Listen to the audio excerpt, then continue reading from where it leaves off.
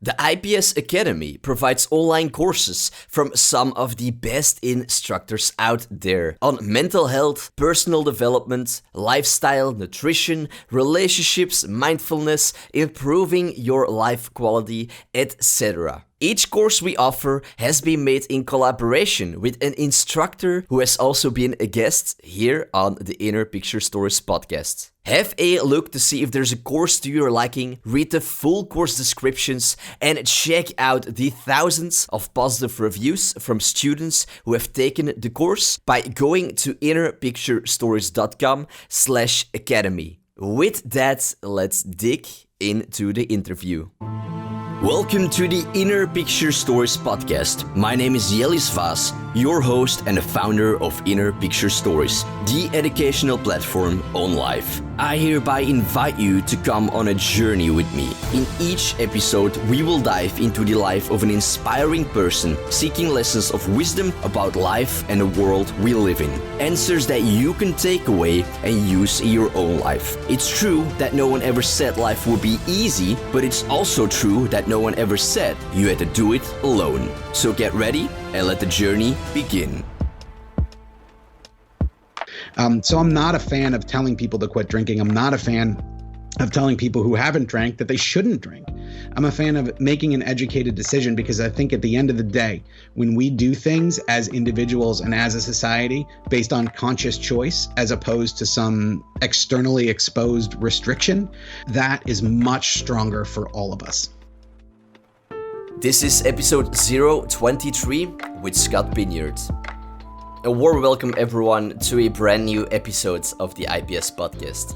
It's a real pleasure to have you here, and I hope you've been well despite current times. Before I give you more information about our guest for this episode, Scott Pinyard, I would like to make one thing clear to everyone listening. I know the topic of this interview, alcohol, is a touchy one, since it is such a part of many societies across so many countries. Therefore, creating an episode where we essentially question it and look more closely at it can be difficult and confrontational for some people. Now, just note the following. This episode is not about telling you that you cannot drink. This is not an episode about judging someone or inflicting guilt or shaming anyone. This is simply an episode, like everything we do here at the IPS Project, that provides education and a better understanding of a topic that affects our lives. To quote Scott from our interview, "I'm not a fan of telling people to quit drinking. I'm not a fan of telling people who haven't drank that they shouldn't drink. I'm a fan of making an educated decision." Now, I could not agree more with those words, and that is exactly what we hope to achieve here in this episode. Now, to announce our guest, out of all the people I could have invited to talk about alcohol, I honestly could not have asked for anyone better than Scott. Scott did such a marvelous job of answering the questions, providing so much insight, clarity, and knowledge on this topic, while at the same time bringing a level of empathy that can only come from someone who has known emotionally what it's like to have gone through it themselves. Today, Scott works as the head coach of This Naked Mind, where he trains other coaches while also coaching people who struggle with alcohol. He helps run some of the programs on This Naked Mind, and he answers every month some of the more difficult and intense questions about alcohol from people on the podcast of This Naked Mind. Looking at Scott today, it would surprise you to know that he used to struggle for more than 15 years with frequent and excessive alcohol consumption. It was, in fact, through the book This Naked Mind, Control Alcohol, Find Freedom, Discover Happiness and Change Your Life, written by Annie Grace, that Scott found a way to change his lifestyle. Now, Annie Grace wrote the book after she managed to free herself from the habit of drinking 2 bottles of wine a night for many years. By approaching her addiction to alcohol differently than most rehab centers do, Annie Grace used what is known today as the This Naked Mind method to address and change subconscious beliefs about alcohol. Her book has literally helped thousands upon thousands of people to quit drinking. Just have a look on Amazon and you'll see more than 2,500 5-star reviews from people whose lives were changed through this method.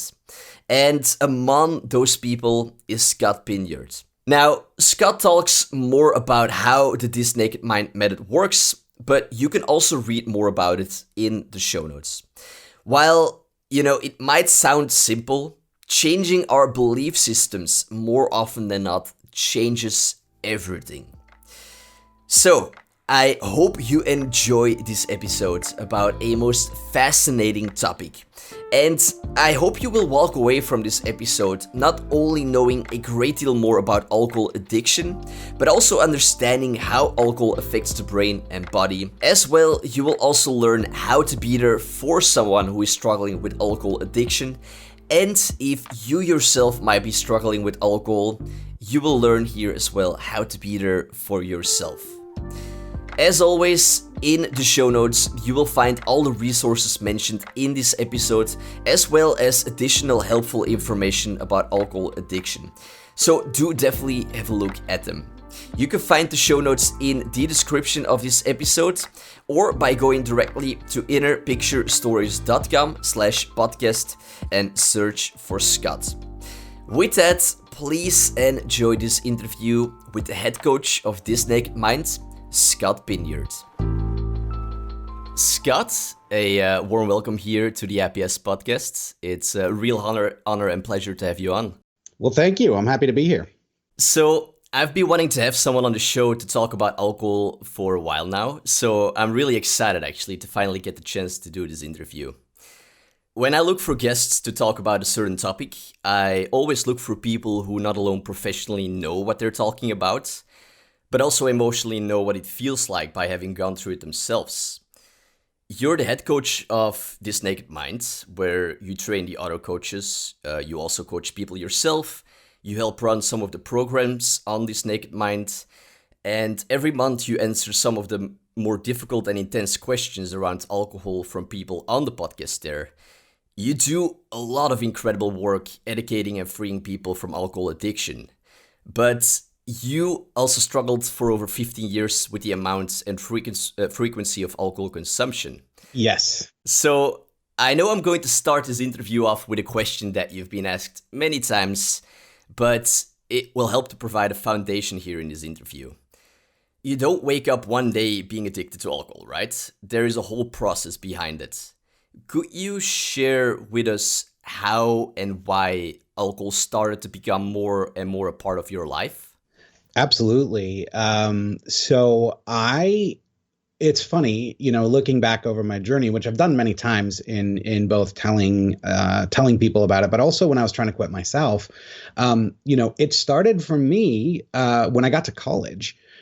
So we have a pretty big drinking culture in universities here. And, I fell right into that. And oddly enough, I was afraid of alcohol because my dad had a problem with it. I knew that other people in my family did, and people had warned me about it, and I was all scared about it. And then I tried it, and I'm like, what are they all upset about? Like, this is awesome, right? And so, for the first few years that I was drinking what I would call acceptable levels, or at least back then would have called acceptable levels. Like, it was a couple of times a week, it wasn't too much, and yada, yada. Now, what happens over time, and what happened to me was that I started to recognize that alcohol provided a shift in my emotional state. And so maybe I had a bad day. Maybe I had, failed a test or something like that, and which I failed plenty of tests in college. I was in engineering school. I would come home, and the solution to that suddenly started to become having a drink. So I'd be stressed out. And, whereas, when I was younger and before I had this, I would start, I'd go for a walk. I'd play some video games. I'd do something, I'd maybe get some energy out, go to the gym, whatever that happened to be. But what started to happen for me in college was that I started to use alcohol to deal with that. And, things progress, right? And so pretty soon it's, well, maybe on Fridays, it's been a long week. I'm looking forward to hanging out and having a few drinks tonight. Turns into every night having a drink, turns into every night getting drunk. And by the way, and you've probably discovered this, and I'm sure your listeners have too, life doesn't get easier as we get older, right? Our responsibilities get greater. True. There's more and more challenges. And so when alcohol was the solution to those challenges, and I started experiencing more challenges, I kept turning to that as a solution. And so it was an evolution. I had a girlfriend all the way through college, and then we broke up 3 months before graduation, and I couldn't find a job. And so all of these things were, well, I found a job, but it took me longer than I thought. And so all of these things were swirling around in my head, and next steps, and what am I going to do? And, I remember my best friend at the time, still my best friend, telling me, hey, dude, don't worry. We're just going to get drunk every night through graduation. You're going to feel better. I remember that conversation, and that seemed like a solution at the time. And so every time I did that, I further ingrained, and this is what we all do, I further ingrained this idea of alcohol as a solution into my subconscious mind. And so pretty soon I had to feel not just stress, but any type of discomfort. That was a cue to drink. And so, I went into my professional life. I moved to New York City all alone. I lived in a small basement apartment in Queens. I don't know if you've ever experienced this, but being lonely in a city of 9 million people is its own unique form of loneliness. Yeah, totally. And guess what I did with that loneliness? I drank. Right. I was also, by the way, 23 years old, and that's what 23-year-old young professionals do. We go to bars, we do stuff out. And so alcohol was just a huge part of my life. And so over time, it became the solution to lots of different things I had to deal with. Right. It became not only the solution to negative things, but it actually became a way to celebrate. It became a way to engage with other people.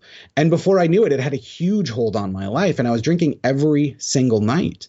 And so fast forward about 10 years, I get a job, I get married eventually. I have a kid, end up getting divorced pretty soon after that kid was born. And all of these things, in all of these cases, my solution was alcohol. And that only goes so long until you start to realize, wait a minute, I'm not feeling good every day. Or you start to worry about the health consequences. And this time period, a lot of drinkers run into. And, research, we've seen varying levels of research. Some studies have said it takes about 15 years for someone from the moment that they think, man, I got to change this, to when they actually change it. Others say it takes about 6. And that is almost exactly what it was for me. It was about 5.5 years from when I first had the thought of, I don't know if this is a good idea, all the way through being alcohol free. And that entire 5 years was a journey. And if you think about, what I was mentioning in the earlier part of my story, that was me relearning how to live. How do I deal with stress? How do I deal with all this stuff that's happened to me? How do I deal with this divorce and money problems and career problems and raising a kid? All of that stuff was wrapped up in it. And this is what I hear from people in my programs all the time. It's funny, we're talking now. I literally just got off a coaching call with someone talking to me about stress and alcohol. And she saw that the only solution she had to stress was alcohol. And I remember feeling exactly that same way. So the process at This Naked Mind is really about changing those thoughts before we change that behavior. And so that's what I did. I actually quit drinking with This Naked Mind, the book. And I did the thing that the author, Annie Grace, tells us not to do if you read the book. It says right in the book, don't just slam this book in 2 days, right? Take your time with it.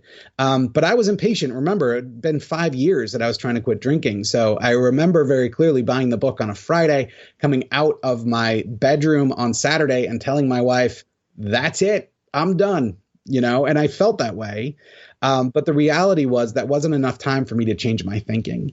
That wasn't enough time for me to do the work that I needed to do to change the way that I saw stuff and change my approach to life and stress and all the reasons I had to drink. So I went back through the book, and I actually took 2 months It's not, I mean, it's a big book. It's not a huge book. And so I spent time going chapter by chapter and journaling. How does this apply to me? What does this mean for me? And through that process, was able to change my thoughts. And so when I actually quit drinking, the triggers came up. The times came up when I was like, oh man, this is when I would normally drink, but it felt completely different because my thoughts about it were different. Right. Because I had changed my thinking, I was much more able to get through those cravings, right? Get around those times when I'm like, oh, I'm stressed, I need a drink. That thought would pop into my head. And then the thought following it would be, no, you don't. Go for a walk. Right. But that all happened through work. And so that's what the This Naked Mind philosophy is about. And that's what we help people do in our programs is how do we change our thinking first and then change our behavior? It's designed to work with your brain as opposed to against it. So thank you for sharing your personal story there. That's really meaningful. So in this interview, I want to provide three things to listeners. First of all, a general understanding about alcohol addiction. Mm-hmm. Secondly, the effects alcohol has on the brain and on the body. And lastly, how to help someone struggling with alcohol and how to help yourself if you're struggling with it. So to start with providing a general understanding about alcohol addiction, in one of the Q&As you did on the podcast for This Naked Mind, you talked about the word alcoholic and how health professionals stopped using the word alcoholic. Yeah. Could you also explain here the reason behind that? Sure. So there's multiple reasons. First, just let me say, I think that term, while it may have served us 100 years ago, doesn't anymore. Because in my own story, I was so scared of calling myself an alcoholic. I didn't want to. And as a matter of fact, resistance to that idea stopped me from getting help sooner. Right. And I think this is something that the community has recognized. And so what has happened over time is we've gone away from this binary idea of you're an alcoholic or a normal person to something called the alcohol use disorder spectrum. So you can have a mild, moderate, or severe alcohol use disorder. And it's much like other things, in life where, it's not black or white. And so there can be people that are on the mild end that, maybe, these are people that can, just decide one day, you know what, I don't want to do this anymore. And then there's people on the severe end and the very severe end that have physical withdrawals. We've all heard about things like delirium tremens and people having seizures when they quit drinking, and everywhere in between. And so part of the idea of going in this direction, and the DSM has changed this, is to first get rid of that stigma, that idea of being an alcoholic. Secondly, we know that this is a progressive process. Like in my own story, there was that first time that I drank because of stress, and that led eventually to drinking every single night. That didn't, as you mentioned, happen overnight.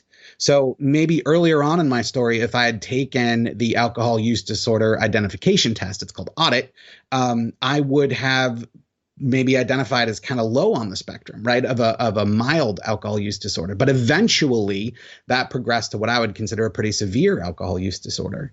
And so it is a tool that makes it a lot easier for us to have this conversation about alcohol. So instead of, are you an alcoholic or a normal person, right? Instead of that, we're able to say, do you fall on the spectrum? And by the way, so many people fall on this. And this may be part of the reason why some people don't like talking about this topic. Like I know for me personally, if it had come up earlier in my journey, and it did, it came up, I had these thoughts and I just shoved them back in my head. But the fact of it is, we know that alcohol is addictive to humans, not some humans, all humans. And we're all going to be susceptible at different points in our life. And there's a whole bunch of factors that go into that. But if we can have the conversation about it being a disorder, and we can have the conversation about it being on a spectrum, then we can have a bigger conversation. And that is what makes a big difference. So we move away from this idea of alcoholic or normal person to, all right, do I fall on the spectrum? And by the way, there's a wide range of people that are on there. I'd like to ask you about the signs and symptoms when someone is struggling with alcohol use disorder. But first, like you already said, I can imagine this episode to be very confrontational for some listeners. So before I ask you about the signs and symptoms, to anyone listening who might feel confronted by some of the questions I ask and the answers you give, Scott, how would you best suggest to them to take this information in? So the This Naked Mind methodology, and this made a huge difference for me, is based on one thing, and that is having grace for yourself. So no matter what comes up for you with these questions, don't beat yourself up. And one of the things that can hold people back in their journey, and this is what we see a lot, is people trying to force themselves to quit drinking, trying to beat themselves into submission. And research indicates that that's just not a great way to go about it. That compassion-based change is actually more effective and longer lasting than compulsion-based change. So my number one piece of advice here, as we get into this and as people start thinking about it in their own lives, is it's okay. Right. Like I said, alcohol is addictive to humans. Now, we all have a lot of programming around this, right? We've all seen movies and TV, and we know the idea of an alcoholic, and I'm not that person, right? I'm going to ask that people just kind of set that aside for a minute, and just be honest with themselves. And if they experience resistance, right? If you experience an emotional reaction to some of this, it's totally okay, but recognize what that's showing you. That is something I wish I had learned earlier on in my journey, was that, when this idea came up, I remember a friend one time asking me if I thought it was okay that I was drinking as much as I was. And my response to that was to get super angry. I almost destroyed the relationship, to be honest with you. Looking back on that now, I recognize that emotional reaction was because, she touched a nerve. And so if you feel that way, I want you to know, as we talk about this, that it's totally okay, that you are not alone. As a matter of fact, you don't even have to tell anyone about it right now. The main thing is that you give yourself the grace and understand the simple fact that alcohol is an addictive substance, not to some people, to everybody. And so if you can do that and listen through this episode, then you're able to give yourself some space to do something about it instead of continuing to suffer. Could you go through some of the signs and symptoms that someone is struggling with alcohol use disorder? Sure. Part of what makes this kind of difficult is that it's going to be different for everybody, and it's going to be different at the time, different times in your life. So one of the main symptoms, one of the main things that people will come to us with is, and it just happened to me on a live video I did yesterday too, is someone says to me, Scott, I'm drinking every night. I'm seeing negative consequences in my life that I've tied directly to alcohol. But every time I try not to drink, I convince myself to. And so this idea of, waking up in the morning and saying never again, and then by 5 o'clock having a drink in your hand, even when there's a conscious desire to not do that, is one of the main signs. Another sign of that is, how often do you drink to excess, right? How often do you drink till you get drunk? A lot of people will tell me I do that every single night. People telling me I drink 2 bottles of wine a night, or like me, half or maybe even a whole bottle of scotch a night. You start to recognize, wait a minute, I'm drinking a lot more. I'm missing out on my life. And that leads me to another one that people will bring up, is they'll bring up experiences where alcohol has really had a negative impact, whether it be, I was talking to someone recently who had been at a wedding, and to put it mildly, caused a fight, caused a scene. And it was something that first of all, they didn't even remember it the next day. And secondly, when they were told about it, they recognized this isn't even the sort of behavior that I would want to exhibit. So starting to exhibit those sort of behaviors, not being able to say no to a drink. I work with a lot of people who are not that far down the spectrum, actually. They might only have 1 or 2 drinks a night. or even less, even just one, and not being able to say no to that single glass of wine and having that curiosity of, man, is this good? Those are all signs that maybe you've kind of gone in a different direction. There is, if you Google alcohol use disorder identification test, there is a test. It's called the audit. It's a 10-question test, and it just gives you a great sort of way to put yourself on that spectrum, and so you can rate yourself from mild, as I mentioned, to severe. But the sort of questions that'll ask you is, like, how often during the last year have you failed to do what was normally expected of you? Right. That's another one. I've talked to a lot of people and experienced it myself that, job responsibilities around the house, whether it as a homeowner or as a parent, start dropping. I start not getting them done. And that was directly because of drinking, being injured because of drinking. Right. There are all types of questions. Like I said, there's 10 on the audit, and I'll let your audience go ahead and find that for themselves. But those questions will help you kind of identify. And in a larger sense, if I were to zoom out a little bit, the question that I like to ask people is alcohol negatively impacting your life? Right. And that's big, right? That can mean a lot of different things. It can mean a minor inconvenience. That can mean a massive inconvenience. But if you answer that question, yes, then it might be worth looking into. So the website that you mentioned, for everyone listening, that will be linked up in the show notes. Out of your personal story, you already shared some of the reasons why people grab to alcohol, but what are some other most common reasons why people start abusing alcohol? Well, one of them is culture. And so, we do have a culture, not only that suggests that you should drink to celebrate or commiserate, right? Baseball games and funerals. But also we have a culture that in some ways glorifies drinking to excess.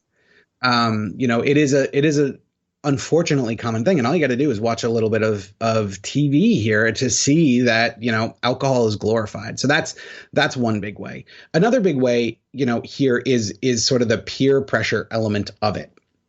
And so what happens, because we used to have this definition of what an alcoholic is, this sort of other person, that's not me. That means I can drink as much as I want. And if you're not like, what's wrong with you? Are you one of those alcoholic people, or are you normal and can you drink more? And so there's a peer pressure element that I think really contributes to it. I also think that there is this idea of sophistication, or this idea of elegance, right? Of something like, finely aged wines or oak barreled whiskey. We kind of dress up this addictive substance in all this finery. And that can also be misleading, right? That can also be something where people start thinking, oh, well, I'm not an alcoholic. I'm a sophisticated whiskey drinker. I used to tell myself. Those are some of the main ways, but over and over, what I see when people kind of start moving up the alcohol use disorder spectrum, is when emotions get involved, is when you start drinking as a solution to something in your life, whether it be a solution to stress or loneliness or sadness, or as something to celebrate, right? As, wow, this occasion is fantastic. I'm going to make it even better by having a glass of wine. So let's switch gears and talk a little bit about alcohol and the effects of it on the brain and on the body. So in preparation for this interview, I also read the book This Naked Mind from Annie Grace. And when I read the book, it actually gave me the same reaction as I had with the book Why We Sleep by Matthew Walker, which is a book about the latest research and facts we know about sleep.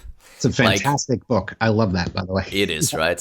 So, we've all heard like that sleep is important, right? But no one has ever really told us how important it is and how harmful it is to not sleep enough. And the same with alcohol. Like, we have all heard, someone once tell us that alcohol is bad for our health, but we are so undereducated about it that very few people truly know how bad it is for us. And it was only after I read the book This Naked Mind that I myself really understood how damaging alcohol can be. Scott, could you give us some insights about the long-term effects that alcohol has on the brain and on the body? Yeah, absolutely. I tend to focus on this. I'll give you those facts, but I tend to focus on it from a quality of life standpoint. Where to start? So let me start with some of the effects on the body. So we do know that alcohol dehydrates you and can cause premature aging, right? People, wrinkles, things like that. I like to start with some of the more superficial stuff, just to be clear that it's a fairly big, wide-ranging effect. One of the things that a lot of people are very surprised to learn is that alcohol consumption has been linked to cancer, specifically breast cancer. And this is a fact that a lot of people, when they read it or find out about it in our programs, they just are shocked, because so much of our culture is caught up in saying, "Oh, a glass of wine is healthy for your heart." Right? This one study says this is the case. That might be an instance of confirmation bias.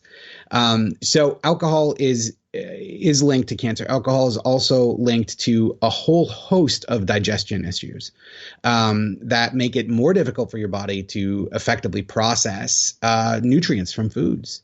And that's just the tip of the iceberg on the physical side of things. On the mental side of things, alcohol is called a depressant, and a lot of people get confused by this because they think, well, wait a minute, I drink alcohol to celebrate.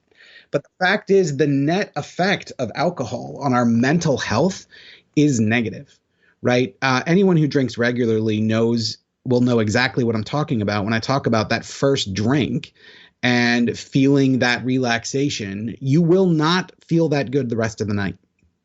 You just won't. If you continue to drink, you don't get that level of relaxation. As a matter of fact, without going too technical on it, like one of the things that happens over time is alcohol actually leaves us feeling worse off than when we started drinking.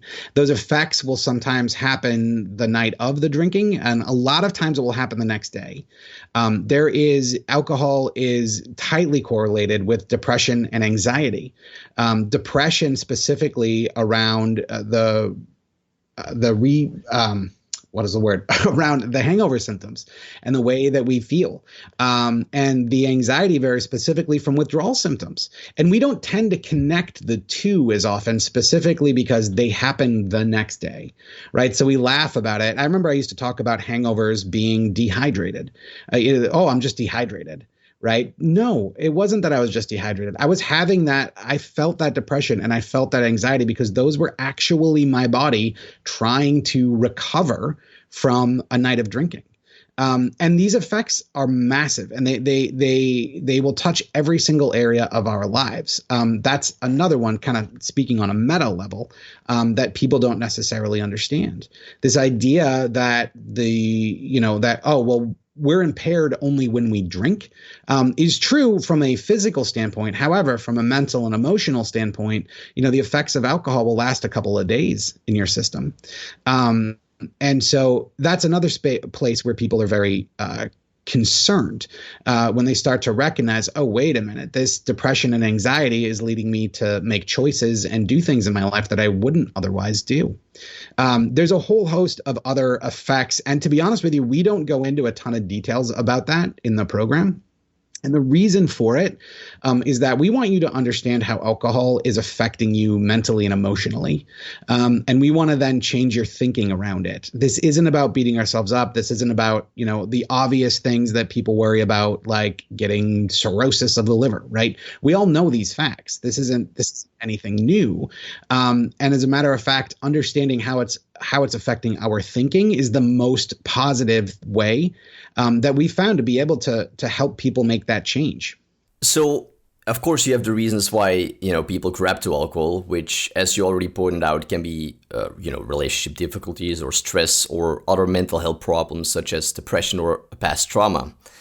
And this might be also a technical question, but what actually happens in the brain that makes alcohol addictive? And as well with that, why does alcohol feel like a good coping tool for so many people? That's a great question. And so a couple of things. I want to explain this from sort of a technical standpoint, but also a conceptual standpoint, if I can, because it's kind of easier to understand them differently. So from a technical standpoint, what happens is as our blood alcohol content rises, it causes the release of endorphins. And those endorphins help us feel fantastic. These are similar to what happens when we, you go for a long run or you have a big workout. You start to feel that relaxation afterward. You start to feel good. Now, our brains are based, one of the main tools of our brain neurochemically is to maintain what we call homeostasis. And homeostasis is just like a level operating state, right? Not too happy, not too sad, not too excited, not too bummed out. And so what happens is this high release of endorphins causes our brains to fall out of homeostasis. And in reaction to that, they release something called dynorphin. And what dynorphin will do, you can consider it a downer. So, you take that first drink, and as you're taking that first drink, you have that big rush of endorphins, you get out of homeostasis, and so then your body releases dynorphin to try to bring you back down to baseline level. But what happens when we do that is we actually fall below baseline level. Right. We go not to where we were before we started drinking. We start to feel even worse. This is one of the things that triggers us to take that next drink. And then we get another hit of endorphins, and then we fall again. And so this all happens with the rising and falling of blood alcohol content. Another thing, and this is something I'm always careful about because dopamine in a lot of ways gets a bad rap, I think. But dopamine is the wanting chemical. It's a chemical, the neurochemical that's helping you say, oh, this is where I want to go. This is what I want. And so you get an artificially high level of dopamine when you drink alcohol. And research has shown over and over that this artificially high level of this artificially high dopamine response is a huge part of the reason that alcohol becomes addictive from this sort of technical standpoint. And so what happens is you get this huge hit of dopamine every time you drink. And that dopamine helps us feel good, right? We've satisfied that itch. And so that's what we're looking forward to. And as a matter of fact, it's when the blood alcohol content crashes, right, which takes about 20 to 30 minutes, that we start to feel anxious and jittery again and maybe a little bit depressed. And if feeling depressed is what caused us to drink in the first place, the thought we have is time for another drink. I got to go get another drink. And, regular people who drink regularly will know exactly what I'm talking about when maybe you're out with friends or you're on your own and you have a drink and you finish that first one. There starts to get this sort of angsty feeling. That is actually blood alcohol content crashing. That's dynorphin taking effect and overshooting your baseline. So that's what it is from a technical standpoint. What it is like from an experiential standpoint is that, you start to feel that need to have a drink. You feel this desire like, oh, I need to have a drink. And it's a craving. It's both a conscious thought and a physical feeling in your body. And again, because what your brain is looking for is that dopamine response. When you actually have that drink, you get that hit of dopamine. And then over time that wears off. And so you have the desire to get it again. Now, when you combine this with the psychological aspects, with the aspects of alcohol becoming a solution for us, with the thought that alcohol is how I deal with stress or loneliness or anger or any other number of negative emotions, that's how alcohol becomes addictive, because we have this physical, this physical process happening of the endorphins and the dynorphin and this big dopamine hit. And we have the thoughts and beliefs that are reinforcing this. So this thought that, man, I deserve a drink, or this belief that I need alcohol to relax. Those two things happen simultaneously. Actually, the chemicals end up causing the beliefs. But at any rate, that is how alcohol becomes addictive, right? That is what the process is. And many of us slip into it without being aware of it. I don't think I've ever met someone who starts drinking and said, you know what, I'm going to get addicted to this. Right? That's not how it goes. How it goes is over most of the time years of experience for drinking for various reasons and experiencing these fluctuations in blood alcohol content and mood, that because we get in this negative mood, we don't attribute it to alcohol, we attribute it to the problems in our life. And so alcohol becomes more of a solution, not less. Right. That's how this cycle starts. You know, living in a society where drinking is the norm, and it is in many countries, it makes me actually quite afraid if at one point I would have children, to throw them out there into such a society. Yeah. If you look at the most common used substance by adolescents, it is alcohol. You know, Absolutely. Yeah. Drinking is cool. It's what everyone does, even though any health professional will say that alcohol is not alone addictive, but also not good for the development of the brain. And I truly wonder about this next question, but how can parents, teachers, or other caretakers install a better education around alcohol to young people? How would you approach this, Scott, and what would be some practical suggestions? So that's a great question, and one that I've thought about a lot. I have a 6-year-old son and a 10-year-old daughter, and I think a lot about that. Specifically, I don't think that demonizing it is a good idea. Because if you remember, I told you in my story, I was afraid of it, right? That's what I was told when I was a kid. Not that it was demonized. I mean, my parents drank all the time, but I was told, be careful, watch out for this thing, right? And, particularly, here in the States, drinking age is 21. So there's this idea that it's a thing for adults, which, by the way, 21 may be a little bit low. Not that I'm advocating for raising the drinking age, but the fact of the matter is our prefrontal cortex in our brain is not fully developed until later in our 20s. So we're not necessarily even in a good place to make responsible decisions at that point in our life. Anyone who's 30 or over can look back in their early 20s and probably be like, yep, that's completely true. I made some boneheaded decisions then. But so, back to the question of like how to talk to kids about it.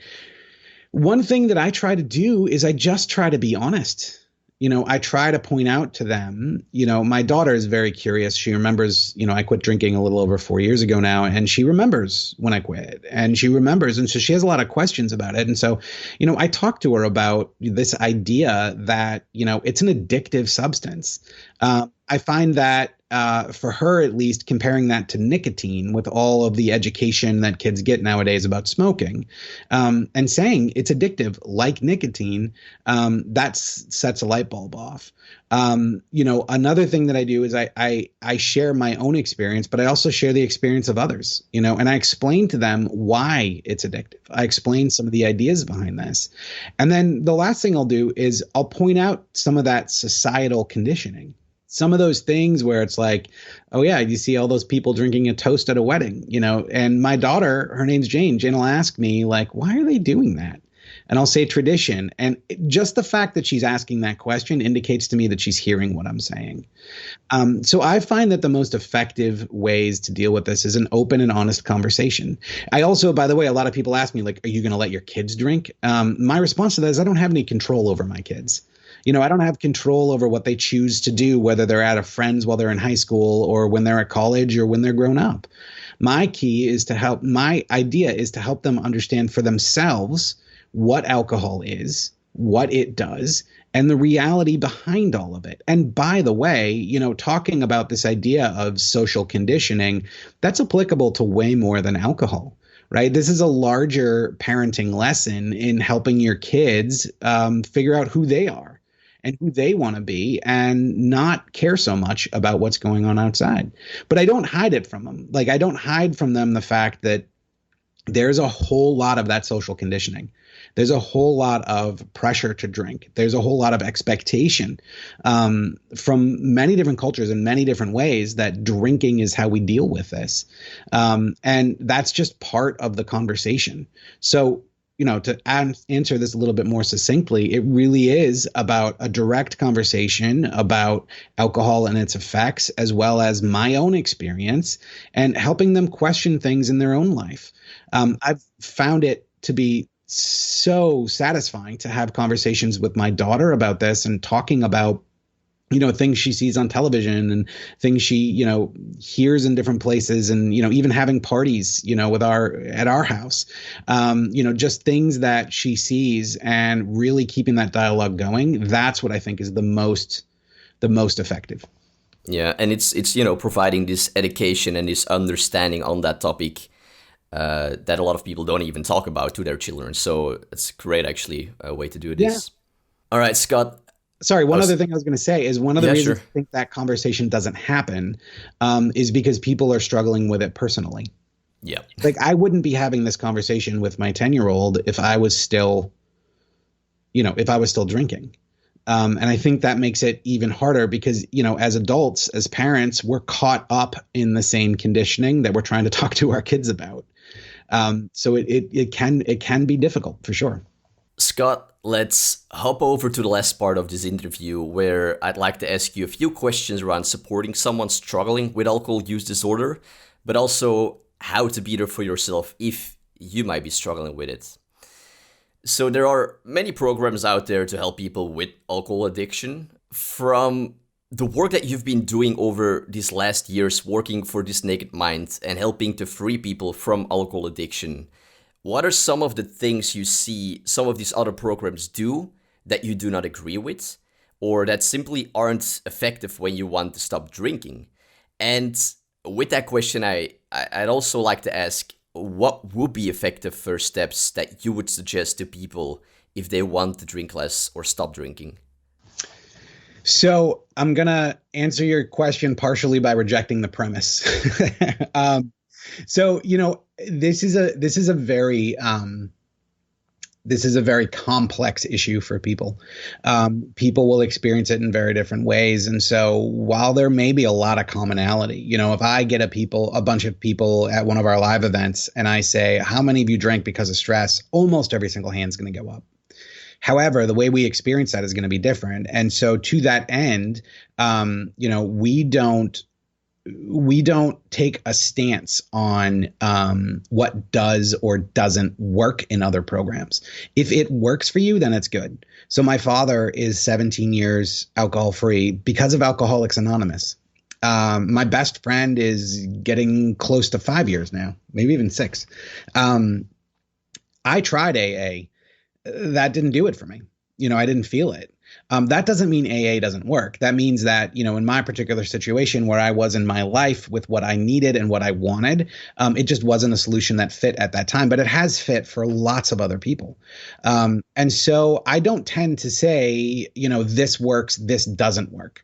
What we try to say at This Naked Mind is that we have this methodology. It's something that has worked for a lot of people, and maybe it would work for you. So the sort of things, if you find yourself in that situation and you find yourself wondering, I don't know about this, I don't know what to do about this, I highly recommend heading over to This Naked Mind, the website, as a place to start. We have a lot of free content. Our podcast, we've got, you mentioned the Coaching Questions podcast, Annie interviews people. And this was one of the things that was a huge part of my journey, was just listening to different people's stories. And listening to what they did. So on our podcast, Annie interviews. She's got a couple of stories every month, and she answers readers' questions. I answer readers' questions, and it gives you an idea of what this methodology is like. And if it's for you, awesome. We'd love to have you in some of our programs. If it's not, keep looking. There are so many different ways that are out there. The main thing, and this is what our methodology is based on, is how does it feel to you? Does it feel like something that you want to explore more? Does it feel like a place you want to go? Because again, this compassion-based change and changing from a place of desire as opposed to a place of force is what makes our methodology unique, I think, and what makes us kind of stand out a little bit. So there is really nothing that I've seen that I could say like that absolutely doesn't work, that I call out, at least publicly. But what I do tend to talk about are some main elements that I think you'll find in a lot of different programs. And so the first of these is community. Being around other people who have experienced what you're experiencing, and being a part of the conversation, and being able to ask someone who's farther ahead on the journey than you, like, how did you deal with this? How did you deal with that? And whatever way that you talk about it is a gigantic component to this. We try to we're an online company, so we provide a lot of this online, with connection in various different ways. But that same thing happens at meetings, whether it's AA or Smart Recovery. So community is a big aspect of it. The next big aspect of it is your relationship with yourself. And very specifically, being able to understand your needs and be honest with yourself about it. Again, this happens in all different types of programs. We have different ways of getting there. But being able to be honest with yourself, which, we do as drinkers, I know that for me personally, I crammed this thought down for years. I don't have a problem. I don't have a problem. When you can be honest and say, you know what, I got to do something about it, that is the first part of your journey. So community and honesty with yourself are really the two main things that I see as the ingredients to move forward. Now, like I mentioned, there's all different types of programs, and there's all different ways that can happen. So if you are someone who is struggling and you're not sure where to turn, my first suggestion is always to research. Go out, read some books. I mean, that's what I did. I read a lot of different books before I came upon This Naked Mind. I researched, I tried out AA meetings. I tried out Smart Recovery. I did different things until I found something that worked for me. The good news here is that there are a lot of different methods that you can use to change this part of your life. And all it takes is for you to spend some time looking into those and find out which one feels the best and pursue it. So this next question is probably also going to be more complex to answer. But, alcohol addiction not alone ruins the lives of those who are addicted to it, but it also affects the people who love them greatly. Watching a family member, a friend, or a coworker struggle with alcohol use disorder is just painful. Knowing that they would live such a better life if they could work on this addiction, right? Now, one of the most frustrating parts is that motivation always has to come internally from that person. You cannot convince someone to stop drinking. They have to want to do that themselves, right? Yeah. But is there any approach at all to help someone see that alcohol is controlling their life and that they are negatively being affected by it? In other words, are there actually some effective steps someone could take to be there and help someone struggling with alcohol addiction? That's a great question. And it is complicated. You're right. I'm going to answer it in a couple of different ways. Sure. So first, if you are someone who has suffered from this in the past, that is one of the best ways. Or I'll put it this way. That's one of the more qualified people to talk to someone about it. So, my wife, multiple times asked me about my drinking. And that conversation didn't go well. And that's on me. But part of what I was saying is, well, she doesn't understand. What the hell is she talking about? She doesn't get it. And so I was resistant in that sense. So if you are someone who struggled with it before and there's a loved one in your life that's struggling with it, approaching it from that direction can help. Next, if you're not one of those people, if it's not clear to you, if you don't understand, and that's, again, my wife will say, like, I didn't get it. I didn't understand why you had to drink every night. Like, I just haven't been through it. If you do want to open up a dialogue, my best suggestion about that is opening up a place to talk, not a place to blame, not a place to shame. A whole big part of This Naked Mind is about not blaming ourselves or others, and not taking this approach of shame and beating ourselves up and calling ourselves, something other than a human. And so if you find yourself in that situation and a loved one is suffering from this, offering to talk, letting them know that you'll be there, but also being aware of the fact that this process will take time for them. They have to be at a place where they can accept this. And one of the best things that someone who's around someone who's suffering from this can do is take care of themselves. what I see very often, and we've actually put a course together for this called Helping a Loved One. It's not out quite yet. One of the things that I see happening very often is that the people closest to the person suffering start focusing their energy on that person, right? Because they want to help that person. They want to help that person get better. But what happens in that process is their own health deteriorates, right? Their own mental or physical health. They stop maybe working out or stop doing the things because they stop doing the things that can help them because they're so focused on this other person. So one of the best things you can do as someone who's in the life of someone who's addicted is take care of yourself, is be there for them, is be ready for when that time comes, when they make that decision. Finally, the thing that I will say is voicing your concern, standing up for your own needs and being able to say, hey, I'm really concerned about you with the amount that you're drinking, might be a very uncomfortable conversation. But it is very often those conversations that help us drinkers recognize, oh, maybe this isn't all in my head. Because remember, as you go through this process, you might start to think once in a while, oh, I should probably stop this. But then, like I know for me, I'd look around and no one's complained about it. Right. And then I start finding other people who drink as much or more than me. And I'm like, well, he does it or she does it, so it's probably okay.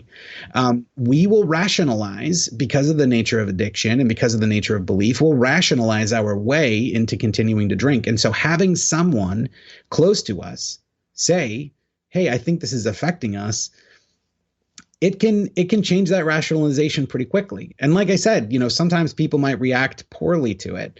But understanding that as someone who cares and understanding that very often a little nudge from the outside can make all the difference, and approaching it with grace and forgiveness and love as opposed to force and anger, that can change the whole equation. Scott, I just have 3 more questions left for you. So I would actually like to ask you a question about shame, because a difficult problem with many addictions are 2 things: shame and the stigma around it. Yes. It's also often, the reason why people don't seek help. Thus, it's so crucial that we can lower the stigma around addiction, in this case, alcohol addiction. How, as a society, can we reduce the stigma around alcohol? And with that, how can anyone who is struggling with alcohol also feel less ashamed of their problem? So this is one of the things that, that I struggled with a lot. And I know when I talk to people in our programs, they struggle with it as well. And the first step to this, which I think has already happened, although this word is still very deeply ingrained in our culture, is throwing out the notion of an alcoholic. That is harmful. That isn't helping. People will spend time convincing themselves they're not an alcoholic when they might be on the alcohol use disorder spectrum, as opposed to dealing with the drinking itself. So one of the first things that, that we've done as a company, like we don't use the word alcoholic. We choose not to use that label, mainly because of the damaging effects that it's had in so many people's journeys. And so that's one of the first things, is recognizing the fact that this is not a binary thing. You're not an alcoholic or a normal person. Alcohol is addictive to all humans. And so recognizing that and understanding it, we don't call smokers nicotineaholics, right? We don't do that. And the reason is that we know that that nicotine is addictive to humans. Right. Alcohol is the same way. So what you're talking about here is a huge shift in society. Right? Really big. I mean, think of all of the things that we have, we toast with alcohol. Think of all of the ways that alcohol is ingrained in our culture. So it's a big movement. But one of the first things we can do is to stop using that word alcoholic and get to understand where the science is taking us, which is not in this binary direction, but more in a place of a spectrum. Second, and this is something that's a personal choice, but those of us who have struggled with it, beginning to speak out a little bit more and beginning to change the face of what an alcohol use disorder is a big part of the conversation. What I mean by that is, generally, if you watch a movie, well, not all movies, but if you watch a lot of movies with someone who's drinking too much, someone who's a quote unquote alcoholic, they tend to be, irresponsible and just like you watch a show like Intervention as an example. There's all these negative consequences in their life, and they end up being, this way down the road person who's had all of these problems. We need to recognize the fact that problems start well before that, right? Like I held down a job. I had a family. I had a marriage. I got married again. I was able to buy a house. I was able to do all of these things, yet I was still on the alcohol use disorder spectrum. And so recognizing that this is not something that only afflicts some people, that a lot of people are somewhere on that path, and that it's okay because alcohol is addictive. That's another place where people like me who had that experience can speak up and start changing that view of it. It's something that's going to take time. The more of us that are out there that choose to be alcohol free, not because we have some quote unquote disease, but because we say, you know what, life's better without alcohol. That's how things start changing. So that's a couple of things is, really understanding that the term alcoholic is negative, really understanding that this happens on a spectrum, that this is something that can grow over time. And that, by the way, lots and lots of people are somewhere on this road. That's what takes it from it being about the other to it being about all of us. And I think that is what we need in order to change the real perception of this. This next question is going to sound funny, but because alcohol is such a big part of our society, it can be a real struggle when someone wants to drink less or when someone wants to quit drinking, to justify this to their friends and to the people around them. And it sounds so ridiculous to say, yet it's honestly a real problem. People make fun of you or even look down on you if you don't drink or don't drink much. What are actually some good ways to approach this when you go to a party and you don't want to drink? Are there any, techniques or ways that you would suggest people to approach that? Yeah, absolutely. So, the thing that I found to be the most effective for me is the following line. And I still say it. I still say it to people, although most of my friends and family now know what I do for a living, so it doesn't come up. But I will say I'm drinking exactly as much as I want to. That just happens to be nothing. It just happens that I don't want to actually drink anything. It just happens that it's not something that I actually desire. Now, that may or may not help, especially if you're like me and you have drinking buddies that you're going out with on a regular basis, and all of a sudden you show up and order a Coke. There's definitely some questions that get asked, and so I have 3 different ways that I at least give people as ideas that they can address this. The first is just the head-on way, just a very simple statement, not I'm an alcoholic and I have lived this whole drama. That may be appropriate for some people to talk about that. But for most of our friends, the reality is just saying something along the lines of, alcohol just wasn't serving me anymore. I didn't feel better the next day. I don't think it actually had any purpose in my life. That's an amazing, powerful statement to make that opens up a whole world of possibility for us. So there's that route. There's the direct route of talking about that. And again, not from a victim place, but from a place of, and that's what we talk about a lot in our own programs, this place of, this is a choice for me. This is a choice I'm making to live a better life. People respect that. It's so funny that with our culture and everything the way it is, not drinking is actually the rebellious act. Not drinking is actually punk. And so understanding that and saying, no, I'm making this conscious change. That's one way to do it. Another way to do it, and this is what I did a lot of, is just humor. I just make a joke about it. Something like, you know what? No, thanks. I've had all the alcohol I was supposed to drink in the next 5 years already. Right. Just being able to say something like that, something lighthearted, it helps. And finally, the last approach is really to punt. And a lot of people will do this. I did this as well. So when I quit drinking, I was training for a Go Ruck event, which is kind of one of those obstacle course events. And so I just had that excuse. I said, no, thanks. I'm training. I gotta get out early tomorrow morning. Some people will talk about being on medication or trying to lose weight. So sort of the swap out, right? The answer when you don't want to really talk about it, maybe you're not ready to say, you know what, I've made this choice in my life, but you want to end that conversation, you can just use that. And it's effective. Ultimately, drinkers hang out with drinkers. And so a lot of us will run into this at some point in trying to change our behavior. And the biggest thing is just to understand that your choice is your choice. And if others don't understand it, that's ultimately on them. And one last thing I'll point out about it, specifically about drinkers hanging out with drinkers. One thing that happens when someone in a group of friends decides to quit drinking is they're ultimately holding up a mirror to the rest of the people in the group. And that can be uncomfortable.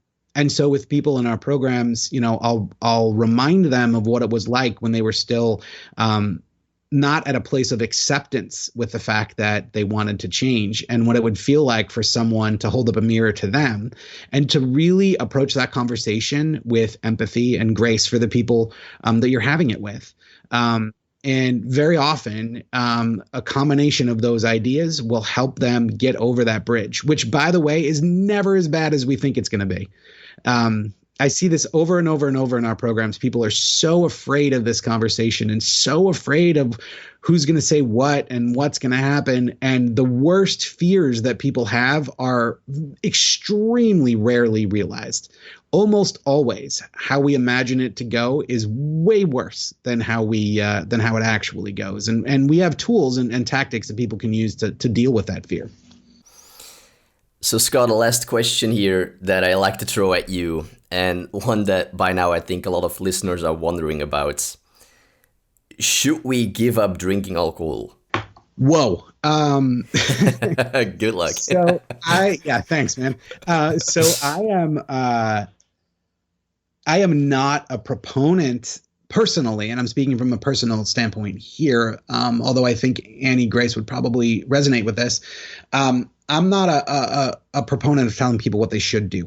Yep. And to that end, I don't think that, and again, personally, I don't think we should re-enter the era of prohibition here in the United States where it becomes illegal. I think the much more powerful thing and the much more beneficial thing to us as individuals, but also as society, is to make an empowered choice.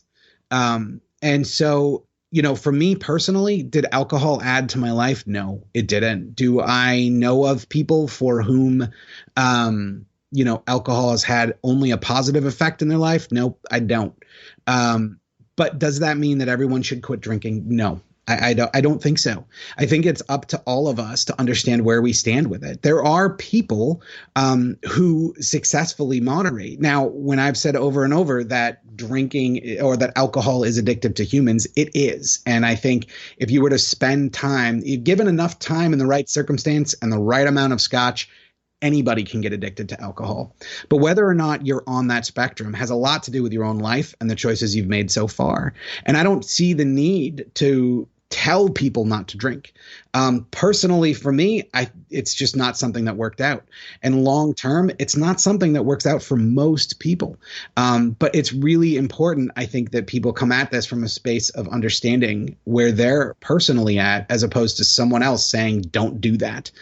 So I'm not a fan of telling people to quit drinking. I'm not a fan of telling people who haven't drank that they shouldn't drink. I'm a fan of making an educated decision, because I think at the end of the day, when we do things as individuals and as a society based on conscious choice, as opposed to some externally exposed restriction, that is much stronger for all of us. Well, that's such a great answer.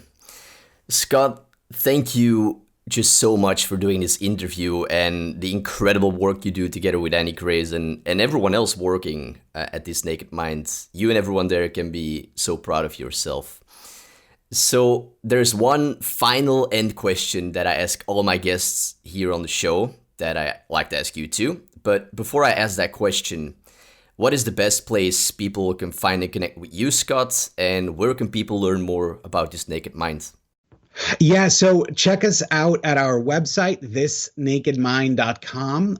As I mentioned, there's a lot of free resources there, the blog, and we have lots of different things to help you educate yourself. We also have a very active Facebook group. Andy and I regularly do live videos in there as well. So thisnakedmind.com and also the This Naked Mind Facebook group. All right, great. So all of that will be linked up in the show notes for everyone. So the last question I have for you, Scott, from everything that you've seen, experienced, lived, and learned in your life, what is the one thing you know to be true? Wow. The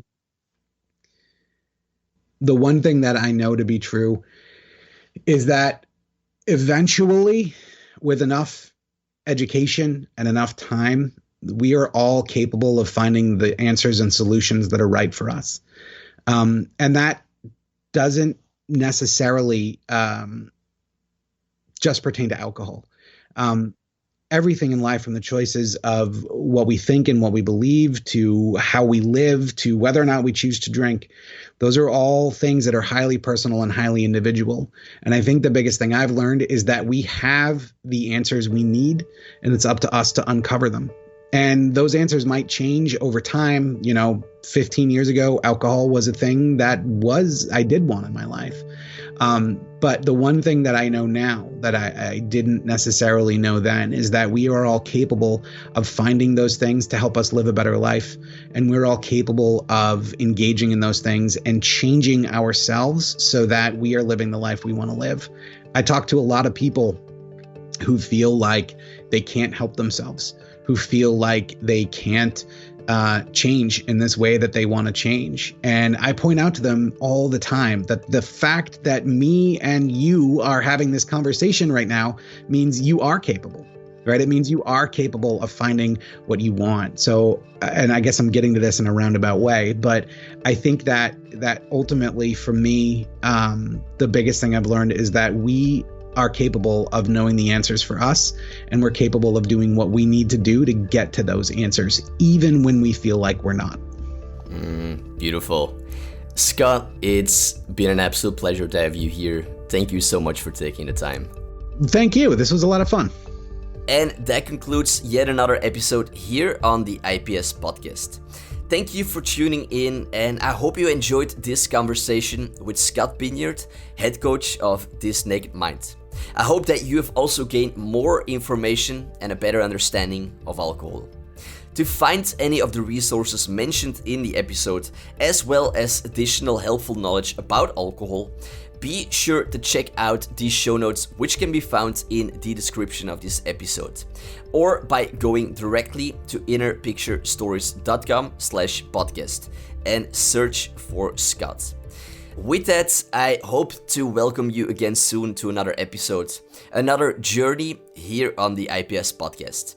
Until then, this is your host Jellis Vaas, signing off.